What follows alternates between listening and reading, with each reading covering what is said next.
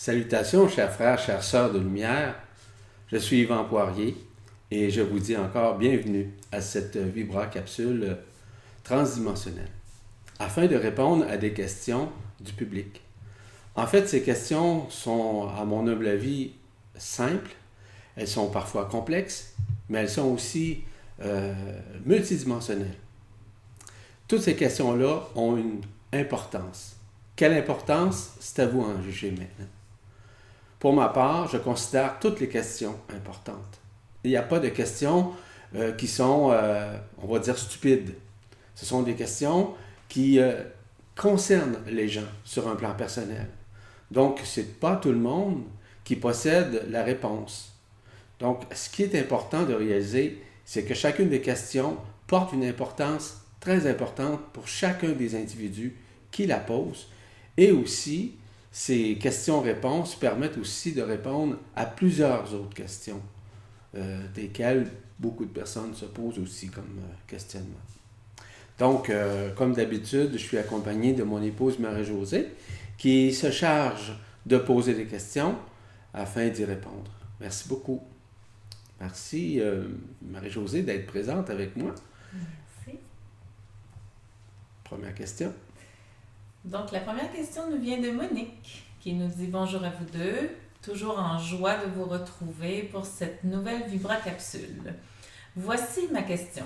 Parfois, j'ai l'impression, à retardement, dans la journée, d'être passé de l'autre côté du voile pendant mon sommeil la nuit précédente, c'est-à-dire avoir rencontré des personnes décédées, avoir la sensation très nette d'avoir discuté avec celle-ci, mais je n'ai pas conscience de ce qui s'est dit. Cela reste juste un ressenti. Est-ce possible d'aller et venir des deux côtés du voile? Encore merci pour tant d'amour et de partage, Monique. Merci Monique pour votre question. Fondamentalement, lorsque nous nous couchons, évidemment qu'on rentre dans un sommeil profond, en somme, nous disparaissons. La disparition fait en sorte que la conscience, maintenant dite ordinaire, laisse place à l'autre conscience, celle qui peut voyager d'une façon interdimensionnelle. Donc, les rêves peuvent être aussi probants, mais aussi les rêves peuvent être aussi illusoires. Ce qui est important de réaliser, c'est que si vous avez l'impression de rencontrer des gens de l'autre côté du voile, c'est une très grande possibilité. Or, il est possible aussi que ce soit un voyage intersidéral. C'est un autre aspect aussi à considérer. Maintenant, ce qui est important aussi de réaliser, c'est que dans un processus pareil, c'est qu'il est possible que vous rencontriez des personnes qui sont décédées. Mais ce qui est important, encore une fois, de réaliser et de conscientiser, c'est que, vous savez, généralement, les rêves, ce sont des projections même de ce que nous vivons quotidiennement, généralement. Ce sont des gens que nous rencontrons et que le subconscient enregistre durant, par exemple, nos rencontres ou encore lorsqu'on véhicule, lorsqu'on marche, lorsqu'on rencontre des gens ou on parle avec des gens ou des situations où nous vivons des expériences. Donc, il faut faire très attention à ça. Mais de passer de l'autre côté du voile, oui, c'est une possibilité. Et je vous rassure là-dessus, de plus en plus, ça sera des possibilités qui vont être beaucoup plus, dis-je bien, importantes, de plus en plus vivantes. Vous allez avoir l'impression de vivre vraiment le rêve, d'être présent, vous, en conscience. Donc, oui, c'est légitime et c'est normal que vous puissiez vivre ça en ces temps de grâce. Merci, Monique. Prochaine question nous vient de Marie-Laure, qui dit « Bonjour Yvan et Marie-Josée. Je suis consciente d'être connectée depuis que j'ai 4 ans. Mais depuis plus de 5 ans maintenant, tout a changé, tout s'est accéléré. Mes mains se sont mises à bouger, indépendamment de ma volonté bien sûr, et à faire des soins, et ce que j'appelle faire du travail sur et pour des gens qui sont guidés vers moi. Ça ressemble à de la médecine arthurienne, mais je suis pas sûre. C'est souvent, lors de ces soins, j'ai l'impression de pianoter sur un clavier, de visser et dévisser des pièces, entre beaucoup d'autres choses. Je suis adombrée lorsque je travaille, cela se manifeste par mes mains et mes paroles principalement. Cela a commencé avec la connexion consciente avec ma flamme jumelle primordiale, qui est déjà sur un autre plan, et en même temps une initiation de plusieurs heures par jour avec des archanges. D'abord, reconnexion avec l'archange Michael, puis Raphaël, puis Gabriel, ainsi que beaucoup d'autres êtres. Cette initiation a duré plusieurs mois. Ma vie a totalement été transformée depuis. En ce moment, avec la puissance des énergies, c'est parfois difficile pour mon corps physique, mais je me sens en paix. Voilà ma question. Que pouvez-vous me dire par rapport à tout cela? J'ai confiance dans ce que vous faites, sans pouvoir l'expliquer. Je souhaiterais juste savoir ce que je fais concrètement, car personne ne peut me l'expliquer. Votre vision de cela me serait précieuse. Je vous en remercie énormément à l'avance et merci pour tout ce que vous partagez et diffusez tous les deux. Amour et gratitude, Marie-Laure. Merci Marie-Laure pour votre question. Évidemment que vous avez vécu de grandes initiations pendant une période de temps. Ces initiations-là vous ont amené nécessairement vers la reconnaissance de ce que vous êtes, mais surtout de ce qui vous êtes en tant qu'être multidimensionnel. Et lorsque vous posez des questions par rapport aux Arthuriens notamment, il y a certaines méthodologies qui existent au sein des mondes, au sein par exemple de certaines constellations, au sein de certaines galaxies, au sein de certains univers, évidemment. D'après ce que vous me dites, et à la lumière de ce que je comprends, oui, vous avez été initié afin de retrouver, voire de pouvoir vous reconnaître sur un plan multidimensionnel vis-à-vis l'être que vous êtes en tant que méta-guérisseuse. Les méta-guérisseurs travaillent généralement sur des plans subtils. Donc, ils vont travailler sur les corps subtils, ils vont travailler sur les chakras, ils peuvent travailler sur les couronnes radiantes, ils peuvent travailler sur le corps, sur les cellules, mais sans les toucher. Donc, les mains les amènent nécessairement à voir avec les mains. C'est-à-dire, les mains voient à l'intérieur de ce qu'ils ont à faire. Donc, c'est pas un réflexe, on pourrait dire, mental. C'est pas un réflexe, on pourrait dire, de volonté. C'est un réflexe, on va dire, multidimensionnel qui se fait à l'intérieur de votre corps et que vous êtes guidé à le faire. Vous avez parlé tout à l'heure de l'archange Michael. Vous avez parlé aussi de l'archange Raphaël.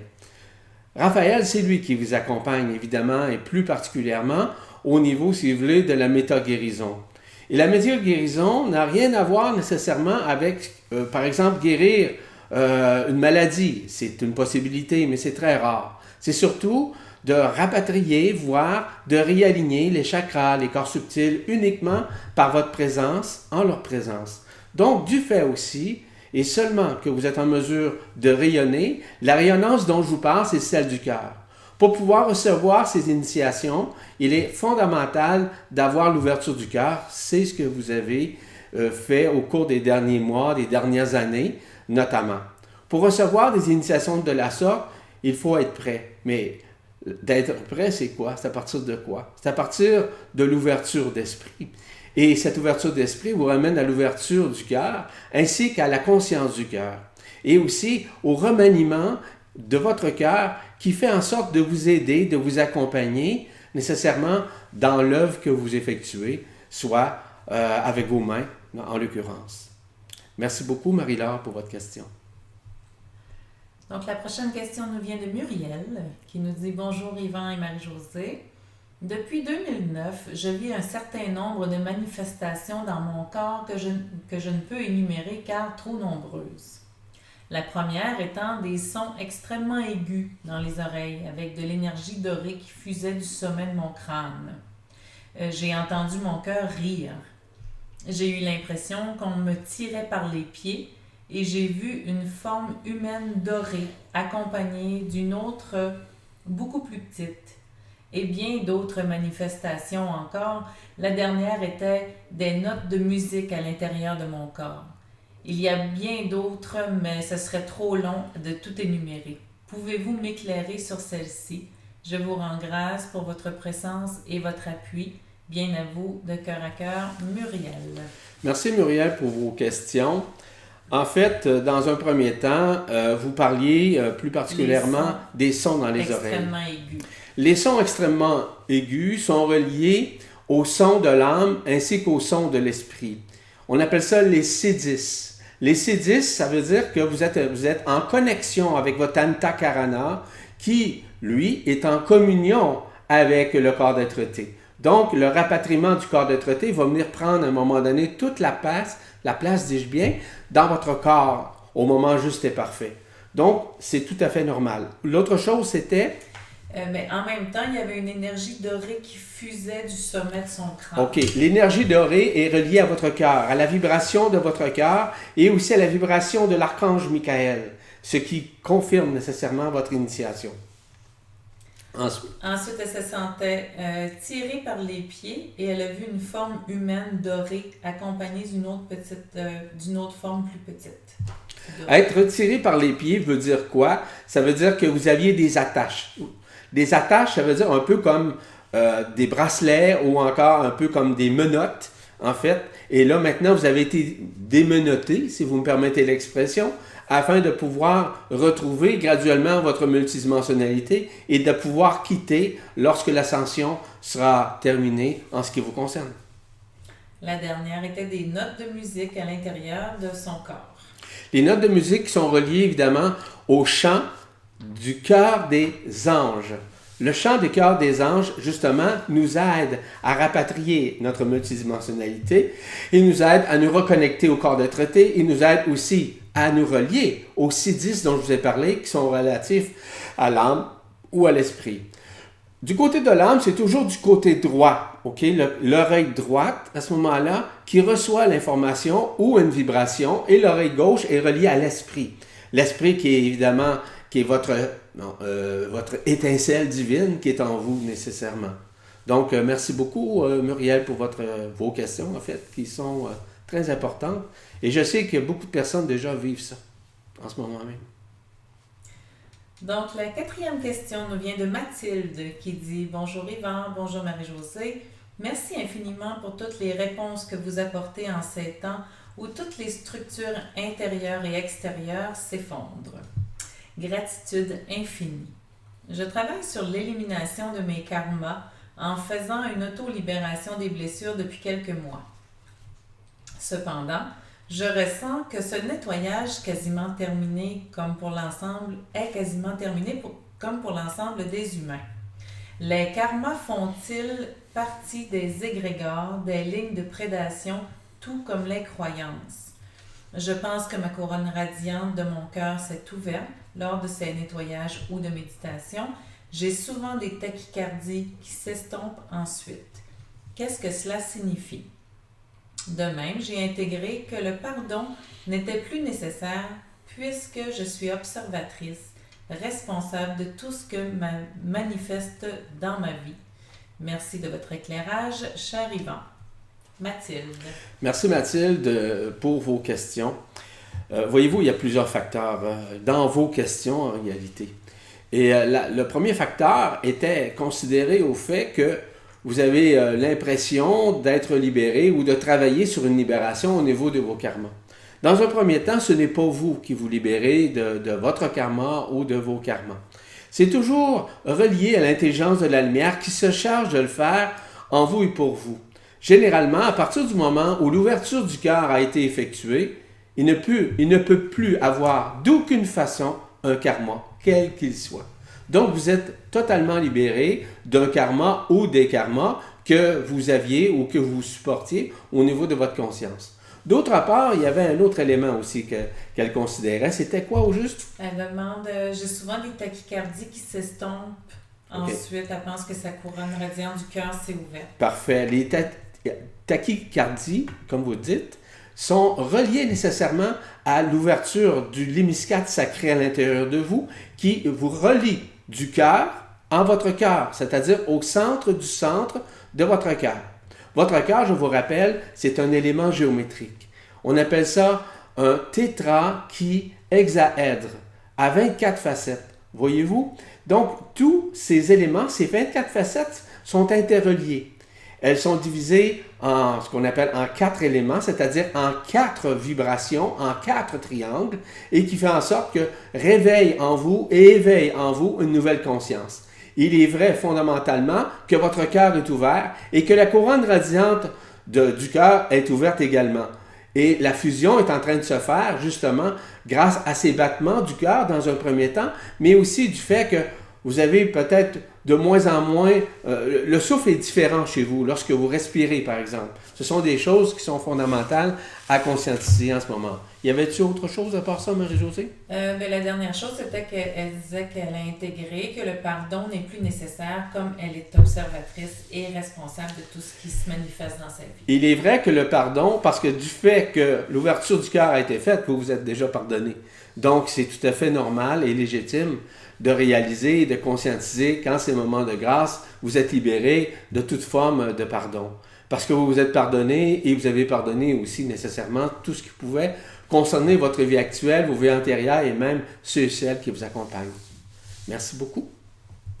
La dernière question pour aujourd'hui nous vient de Rital qui dit « Bonjour Yvan et Marie-Josée, vous êtes de merveilleux enseignants, merci de tout mon cœur. Comment aider pour l'évolution? Comment participer au développement de notre être afin que ce soit la lumière? Comment faire prendre conscience aux nombreuses personnes la nuisance des chemtrails pour enfin que nous prenions conscience de cette tromperie de la part des dirigeants, cette destruction de la vie? Merci, je vous remercie. Soyez bénis, Rital. Rital, merci pour votre question. En réalité, vous n'avez rien à faire. C'est que vous êtes accompagné actuellement en votre cœur pour pouvoir suffisamment rayonner de votre cœur grâce à sa résonance, grâce à sa vibration, grâce au fait que vous devez être de plus en plus dans l'être. Et je le répète souvent dans mes conférences, dans les séminaires, dans les ateliers, peu importe, d'être dans l'être. Et être dans l'être, c'est simplement rayonner ce qui nous sommes. C'est surtout ne pas juger, c'est surtout ne pas faire en sorte de se culpabiliser ou de culpabiliser les autres. C'est surtout ne pas faire en sorte de projeter nécessairement notre dévolu ou, si vous voulez, nos frustrations contre les autres, etc. Grosso modo, c'est ça, être dans l'être. Et à ce moment-là, à partir du moment où nous changeons sur un plan personnel, les choses également changent à l'extérieur. Parce que du fait que le changement intérieur a été amorcé, il y a des évidences qui vont se créer à l'intérieur de soi. Donc, vous n'avez rien à changer. Rappelez-vous une chose, que l'intelligence de la lumière se charge fondamentalement de tout ce qui est transition, tout ce qui est transformation, tout ce qui peut représenter la transsubstantiation et finalement tout ce qui est relatif à la transcendance multidimensionnelle que nous vivons journellement. Merci beaucoup pour votre question et je vous dis à bientôt. Alors, ce qui met fin évidemment à cette vibracapsule transdimensionnelle en ce jour, je vous remercie infiniment pour votre écoute et aussi pour vos questions encore une fois. Merci de nouveau à Marie-Josée de m'accompagner dans ce processus. Une chance qu'elle est là parce qu'elle ne me rappelle pas évidemment de toutes les questions qui sont formulées parce qu'il y a plusieurs questions à la fois. Donc, comme je réponds simultanément, c'est comme ça se passe. Merci encore et au plaisir de vous revoir. En fait, qu'on puisse se revoir d'une façon dimensionnelle, mais aussi d'une façon multidimensionnelle. Au plaisir et je vous bénis. Au revoir.